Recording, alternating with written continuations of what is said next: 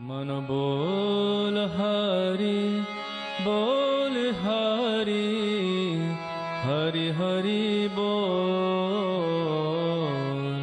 गोविंद माधव गोपाल बोल।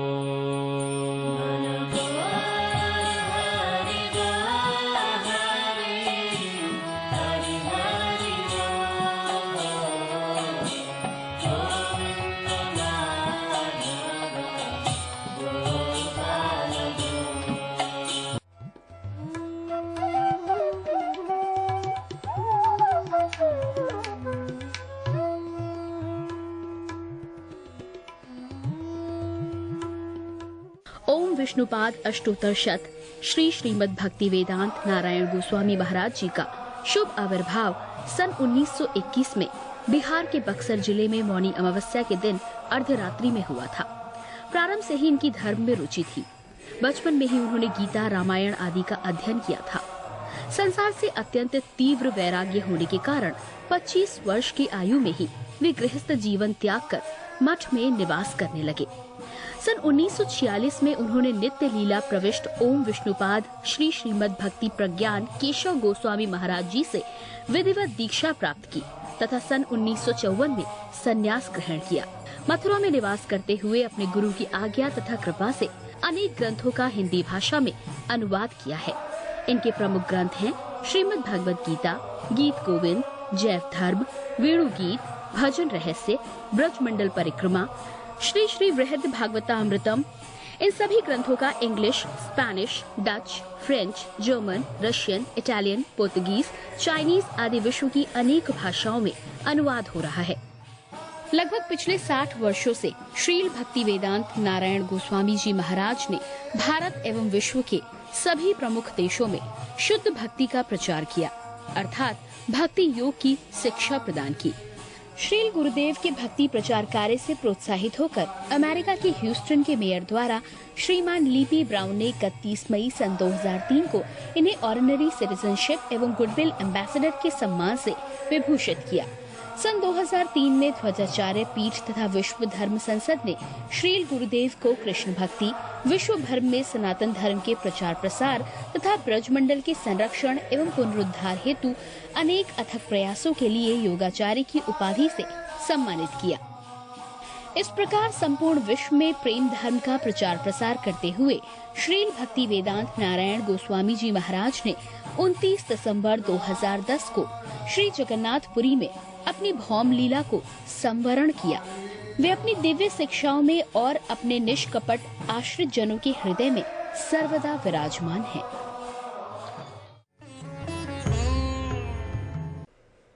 सबसे पहले मैं अपने गुरुदेव नित्य लीला प्रविष्ट ओम विष्णुपाद अष्टोत्तर शत परिवर्जिकाचार्य श्री श्रीमद् भक्ति वेदांत नारायण गोस्वामी महाराज जी के चरणों में प्रणाम करता हूँ।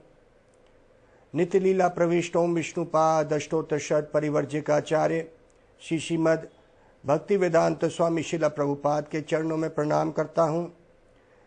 अपने परम गुरुदेव नित्य लीला प्रविष्ट ओम विष्णुपाद अष्टोत्तर शत परिवर्जिकाचार्य श्री श्रीमद् भक्ति प्रज्ञान केशव गोस्वामी महाराज जी के चरणों में प्रणाम करता हूँ।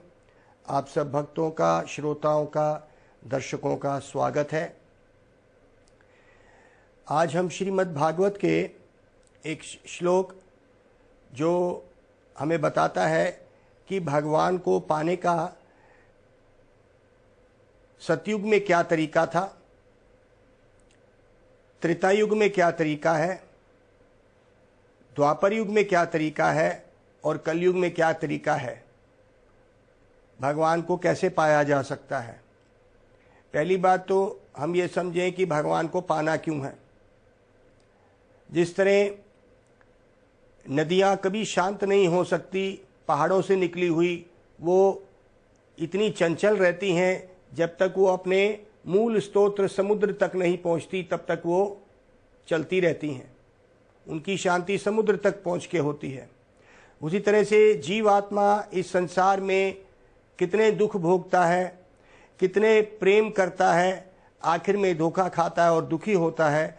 तो कहते हैं उस शांति को कैसे प्राप्त करें, अर्थात उस प्रेम को कैसे प्राप्त कर सकते हैं जब तक जीवात्मा का प्रेम भगवान तक नहीं पहुंचता, कोई संत उस जीवात्मा के ऊपर कृपा करके भगवान तक उसका प्रेम नहीं पहुंचाता है, एक व्यक्ति को शांति नहीं मिल सकती। कृत्यद, आज का श्लोक जो है, कृत्यद ध्यायते विष्णु, तृतीयद यजितो मखैर, द्वापरया परिचर्या यम, कलौ तद हरि कीर्तना। कृत्यद, कृत्यद मतलब सतयुग। सतयुग में भगवान को पाने का तरीका क्या था? ध्यायतो विष्णु, विष्णु का ध्यान।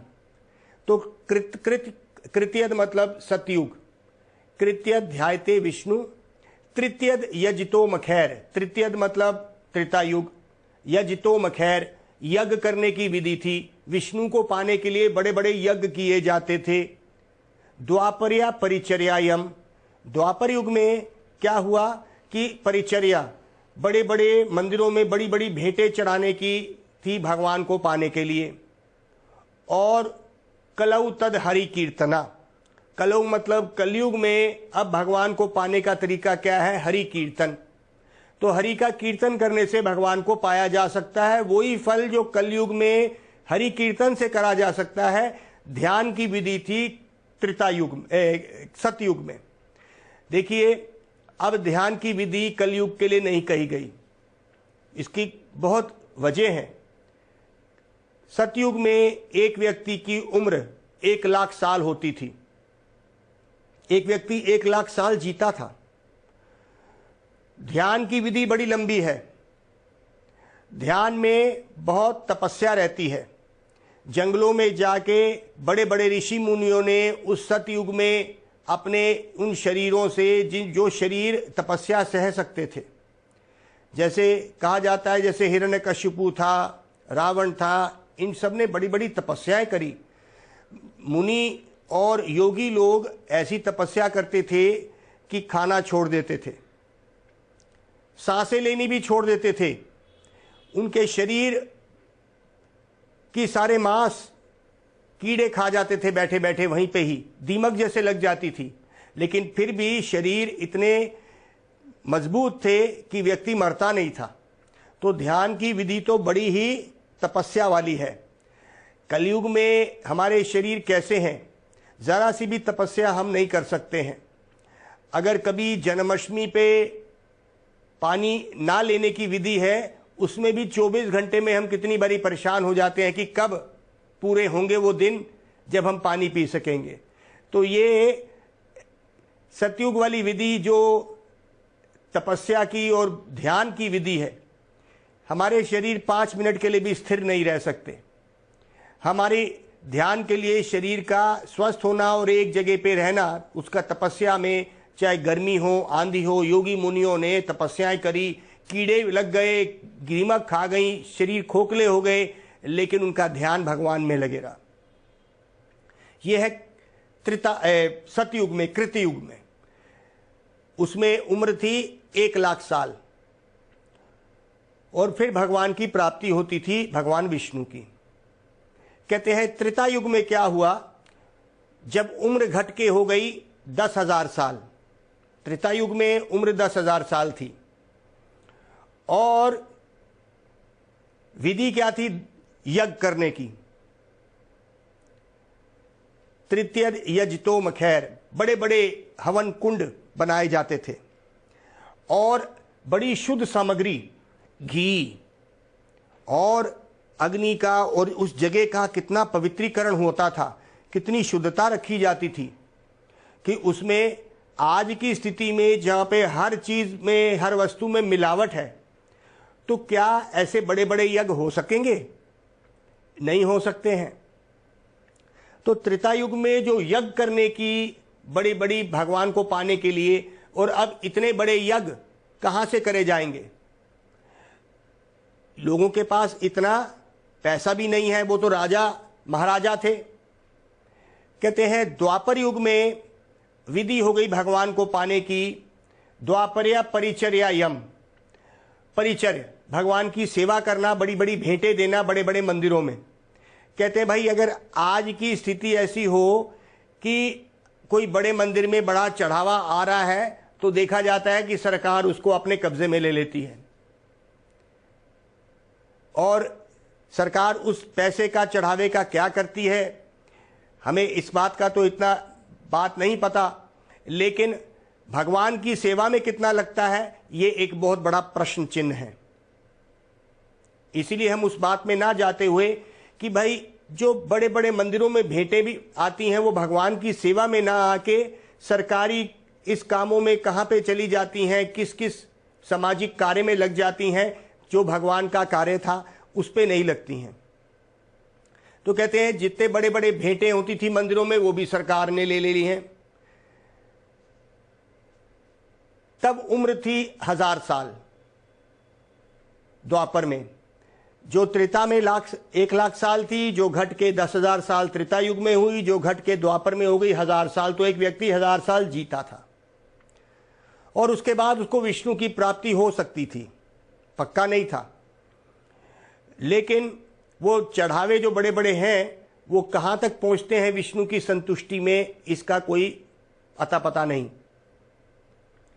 कलऊ तद हरि कीर्तना, कहते हैं इसीलिए जब अब उम्र घट के मनुष्य की पहुंच गई 100 साल भी अब कौन जीता है पता नहीं। 50 साल 60 साल के बाद एक व्यक्ति माना जाता है कि अब उसका समय आ गया है। तो कहते हैं कलयुग में अब और कोई तरीका नहीं है, ना बड़े बड़े लंबे ध्यान हम कर सकते हैं, ना बड़ी बड़ी भेंटें हम चढ़ा सकते हैं, ना बड़े बड़े यज्ञ कर सकते हैं। इतनी ऐसी सामग्री जो इतनी शुद्ध घी और ये सब चीजें कहाँ मिलेंगी, मंत्रों का उच्चारण, इतने शुद्ध ब्राह्मण जो इतने शुद्ध मंत्रों का उच्चारण करें, अगर मंत्र गलत बोले गए तो मंत्र का बुरा असर पड़ता है करने वाले को भी। तो वो मंत्र का, अब तो संस्कृत ही इतनी मुश्किल हो गई है कि कोई विरला ही होगा जो संस्कृत भाषा जानता है इतनी। तो कहते हैं वो सब विधियां खत्म हो गई, अब कलयुग में रह गया हरि कीर्तन। तो कहते हैं कलेर दूषा निजे राजन अस्ति एको महान गुना कीर्तनद्य इवा कृष्ण से मुक्ति संगवा परम विराजत। कहते हैं भाई कलयुग में 1000 दोष हैं, हजारों दोष हैं, एक व्यक्ति कुछ नहीं कर सकता, लेकिन इसका एक अच्छा गुण है। तो यहाँ पे 5वें सिकंद श्रीमद् भागवत में कहा है कलेर दोषा, कलयुग में दोषों की नदियां बह रही हैं भाई, कमियां ही कमियां हैं। अस्ति एको महान गुना, लेकिन कलयुग में एक महान गुण है कलयुग का, कीर्तन्यद्य इवा कृष्णस्य, कृष्ण का कीर्तन करने से ही मुक्ति संगवा परम विराजत। मुक्ति संगवा मतलब, मुक्ति मतलब भगवान का चरण, भगवान के चरणों की प्राप्ति हो जाएगी, भगवान के धाम में एक व्यक्ति जा सकेगा सिर्फ हरि कीर्तन से। तो कहते हैं कि अब इतना आसान हो गया है भगवान को पाना, खासकर कलयुग में, कि भगवान ने इतनी कृपा करी है कि स्वयं वो ही कृष्ण अब कलयुग में चैतन्य महाप्रभु के रूप में आ गए हैं। ये चैतन्य महाप्रभु कौन है? श्री कृष्ण चैतन्य राधा कृष्ण नाही अन्य। वो स्वयं वो ही कृष्ण राधा जी के प्रेम को लेके, अर्थात अपने भक्तों का प्रेम लेके आ गए हैं वो बांटने के लिए। चैतन्य महाप्रभु क्यों बने कृष्ण, इस बात का बार बार हमने पहले भी बखान किया है। कृष्ण त्रिलोकीनाथ है, वो सर्वज्ञाता है, लेकिन एक बात का वो अज्ञानी है कि भक्त के हृदय में कृष्ण नाम लेने से कितना आनंद भक्त के हृदय में होता होगा, ये कृष्ण नहीं जानते। इसलिए वो भक्त बन के आ गए। चैतन्य महाप्रभु कौन है? स्वयं राधा जी का भाव लेके ये देखने आए कि सबसे ऊंचे भक्त जो स्वयं राधा जी हैं, जो स्वयं भगवान का ही स्वरूप, प्रेम स्वरूप है, उनमें कितना आनंद आता होगा मेरा नाम लेके। इसीलिए चैतन्य महाप्रभु, तो हम मानते हैं इस बात को कि कृष्ण एक बात के अज्ञानी हैं। उनको ये नहीं पता कि भक्तों के हृदय में कितना आनंद आता होगा उनका नाम लेके, इसलिए वो चैतन्य महाप्रभु के रूप में आ गए। और उन्होंने आके इस बात को किया, क्या किया? उन्होंने कहा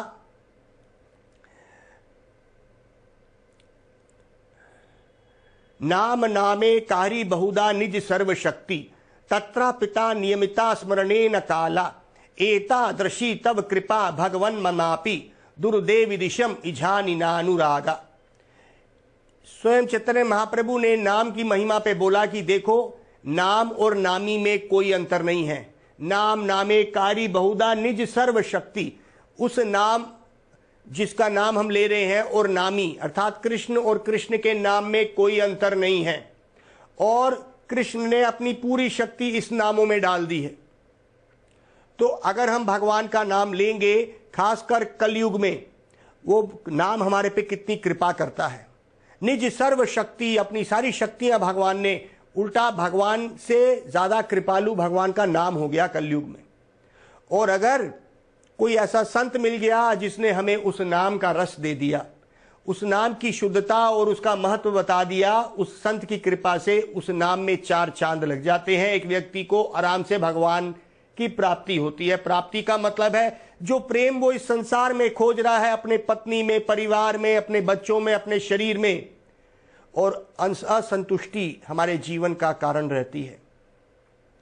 शरीर धोखा दे जाएगा, ये परिवार एक दिन छूट जाएगा, तो ये जो नाम है हमें वहां तक पहुंचा देता है, इस संसार के झूठे प्रेम से हटा के भगवान के चरणों को प्राप्ति कराता है। जैसे अगर हम किसी को प्रेम करते हैं तो उसका नाम लेते हैं, जब उसका नाम लेते हैं तो उसके गुण याद आते हैं। जैसे एक माँ है अपने बच्चे को बुलाती है, उसका नाम है राम, या उसका नाम है उसका कोई भी नाम, भौतिक नाम है।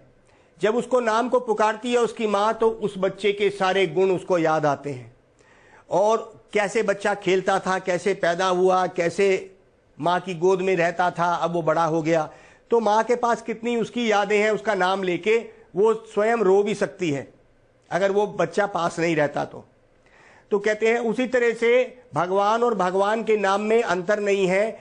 इस संसार में संसारिक लोगों का नाम और उस इंसान में अंतर होता है। और यहाँ पे भगवान ने स्वयं, चैतन्य महाप्रभु ने कहा, भगवान और भगवान के नाम में कोई अंतर नहीं, और भगवान ने अपनी सारी शक्तियां इस नाम में दे दी हैं। तो कलयुग बड़ा ही धन्य है जिसने हमें ऐसी कृपा करी। कैसी?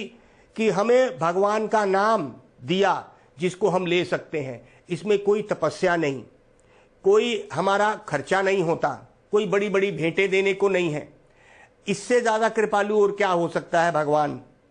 भगवान ने अपना नाम बांट दिया, चैतन्य महाप्रभु के रूप में आके उन्होंने बांटा। एक इसी संबंध में एक कथा आती है जिसमें कहते हैं कि सतयुग, द्वापर युग, त्रेता युग और कलयुग, जब तीनों युग बीत गए, कलयुग आ गया, तो अब कलयुग का राज हो गया। तो कहते हैं ये 4 भाई हैं, सतयुग, द्वापर युग, त्रेता युग और कलयुग, ये 4 भाई हैं। सबसे बड़ा भाई क्या है? कौन है? सतयुग। वो 1 लाख साल तक उसका राज्य रहता है। 1 लाख कहते हैं 18 एक पूरे प्रलय में, प्रलय से प्रलय तक सतयुग 18 लाख साल के करीब रहता है, द्वापर युग 12 लाख साल, त्रेता युग 8 लाख साल और सतयुग 4,32,000 साल। तो कहते हैं कलयुग सबसे छोटा भाई है। जब उसका राज्य शुरू हुआ तो तीनों बड़े भाई मिलने आए छोटे भाई को कि अब तो तेरा राज है, हम तेरे राज में, तेरे दरबार में आए हैं। तो कहते हैं दरबानों ने, उनके जो सैनिक थे कलयुग के बाहर, उस महल के जहां पे कलयुग बैठा था राजा बन के, उसने रोक दिया। दरबान ने अंदर जाके कलयुग से पूछा तो कलयुग ने कहा, दरबान ने कहा आपके तीनों बड़े भाई मिलने आए हैं। तो कलयुग ने कहा मैं नहीं मिलना चाहता, उनका मुख भी नहीं देखना चाहता मैं। तो दरबान बाहर गया, उसने बोला कि तुम्हारे छोटे भाई ने कहा है कि मैं तुम्हारा मुख भी नहीं देखना चाहता। तब उन तीनों भाइयों ने कहा देखो हम उसके बड़े भाई हैं, उसको ये बोलो कि उसके बड़े भाई आए हैं और उनसे मिलना चाहते हैं, हमसे कोई गलती हुई तो हमें बताएं।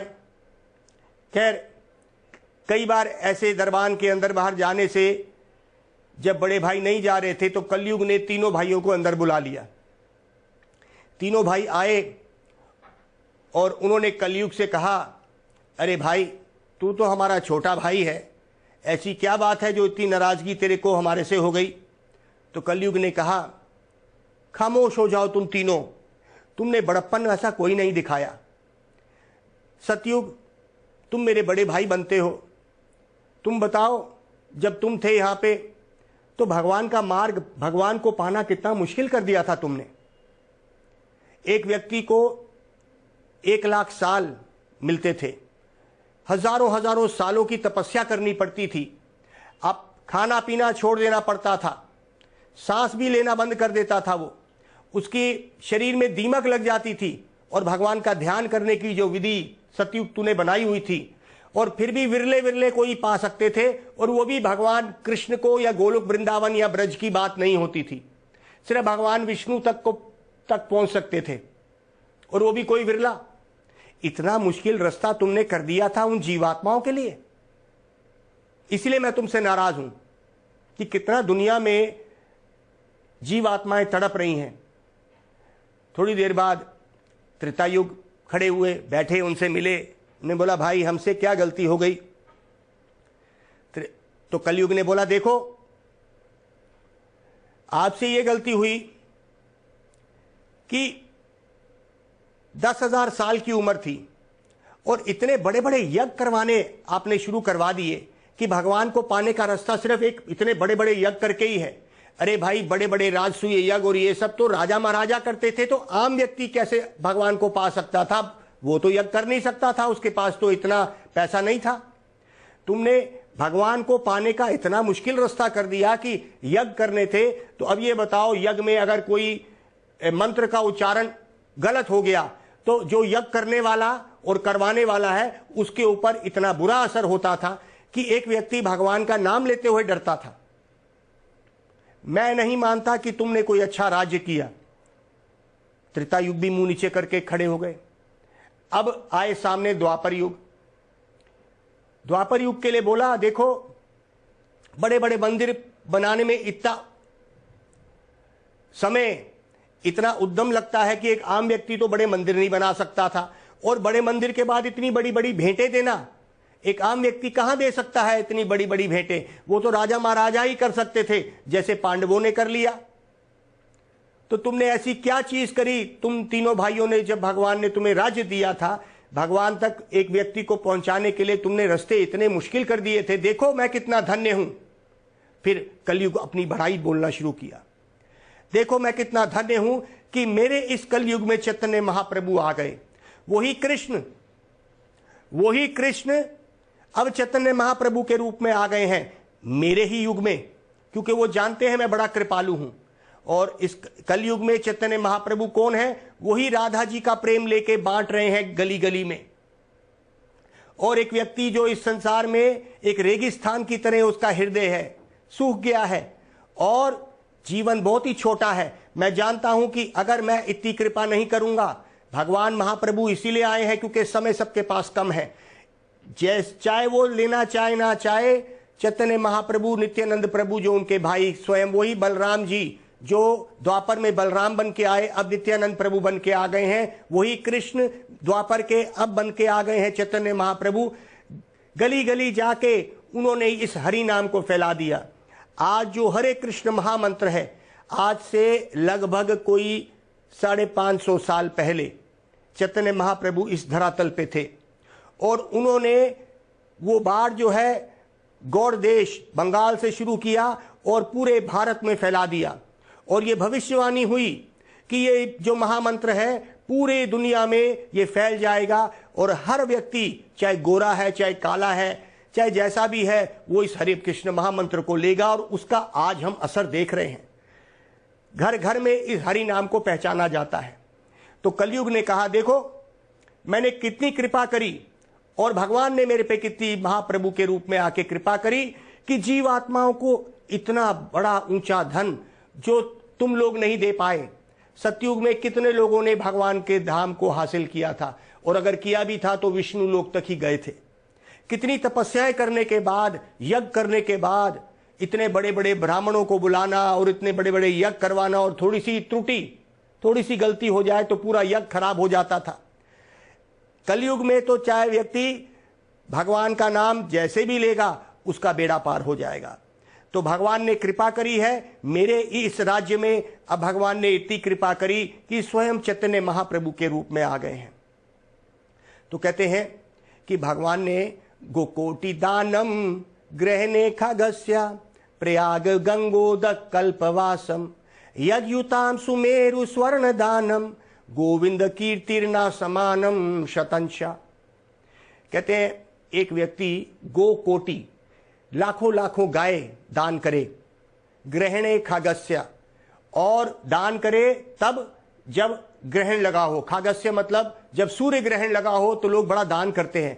कहते हैं कोई व्यक्ति अगर लाखों लाखों गो मतलब गैयाएं दान करे लाखों लाखों सूर्य ग्रहण के समय, उसको इतना फल नहीं मिलेगा।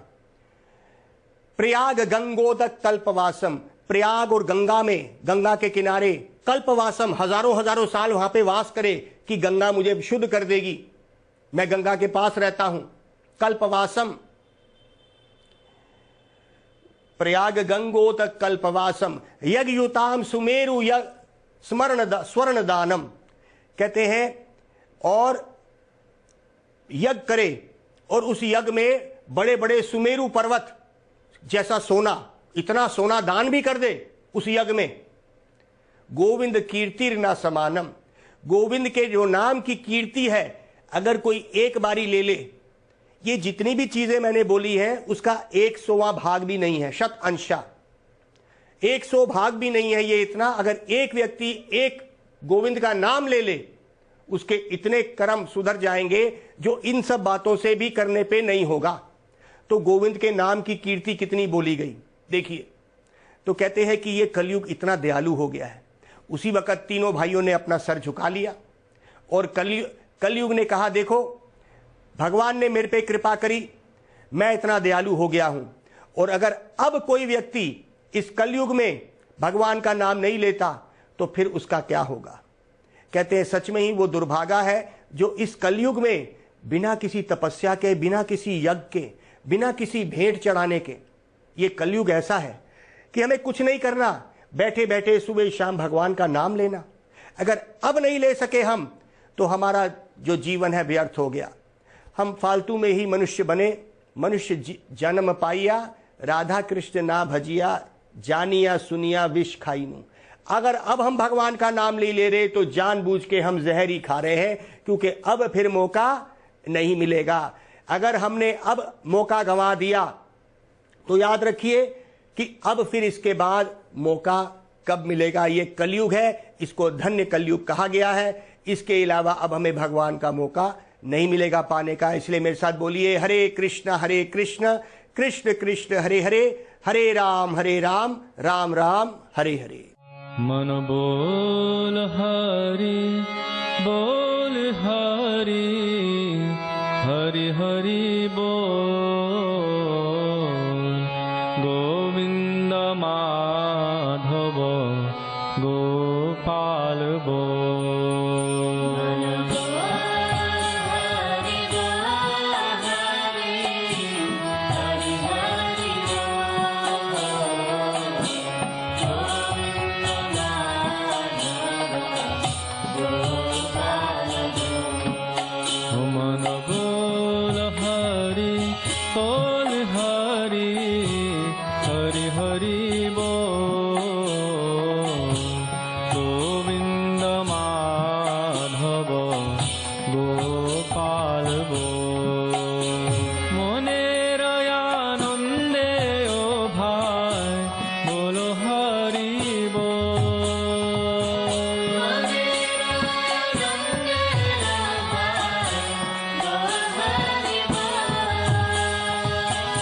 जनमे जनमे सुखे